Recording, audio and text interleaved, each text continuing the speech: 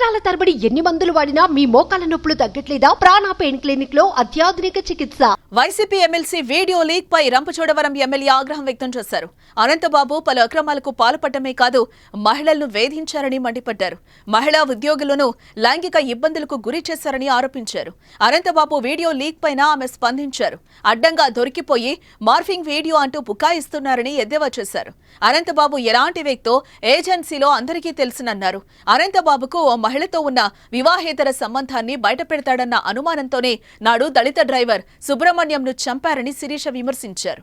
మీడియాలో హల్చల్ చేస్తున్న విషయం ఏంటంటే ఎమ్మెల్సీ అనంతబాబు ఒక న్యూడ్ వీడియో బయటకు రావడం.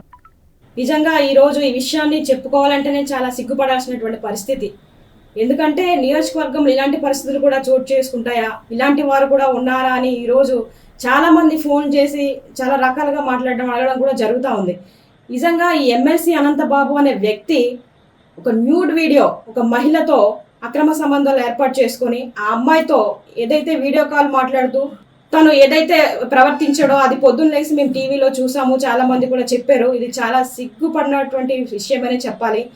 తిరిగి ఇంత తప్పు చేసింది కాకుండా నేను కాదు మార్పింగ్ చేశారు, నేను ఏదో పిల్లలకి ముద్దులు పెడుతున్న వీడియో తీసేసి అది ఈ విధంగా క్రియేట్ చేస్తా ఉన్నారు, నా పని తప్పుడు ప్రచారం చేస్తా ఉన్నారు, ఎవరో డబ్బుల కోసం ఇలా చేస్తా ఉన్నారు అనేసి ఆ ఎమ్మెల్సీ అనంతబాబు అనే వ్యక్తి చెప్పడం జరుగుతుంది. దాంట్లో అసలు నమ్మశక్యమైన విషయం ఏదైనా ఉందా? టీవీలో మనం చూసాము, అతని మెడపై ఉన్న చైను, అతను వాడుతున్నటువంటి చేయికి వేసుకున్న ఉంగరాలు సేమ్ వీడియోలో ఏవైతే ఉన్నాయో అక్కడ ప్రజెంట్ ఇప్పుడు ఆయన వేసుకుని తిరుగుతూ ఉన్నాడు. అక్కడ మార్పింగ్ చేయడానికి ఏమాత్రం లేదు. ఎందుకంటే సేమ్ ఒక వ్యక్తి నిజంగా ఏ విధంగా అయితే వీడియోలో మాట్లాడి ఏ విధంగా అయితే వ్యవహరిస్తాడో ఆ విధంగానే ఉంది. కాబట్టి ఇది న్యూడ్ వీడియో అనేది వాస్తవమే, ఖచ్చితంగా ఇది ఫేక్ అయితే కాదు.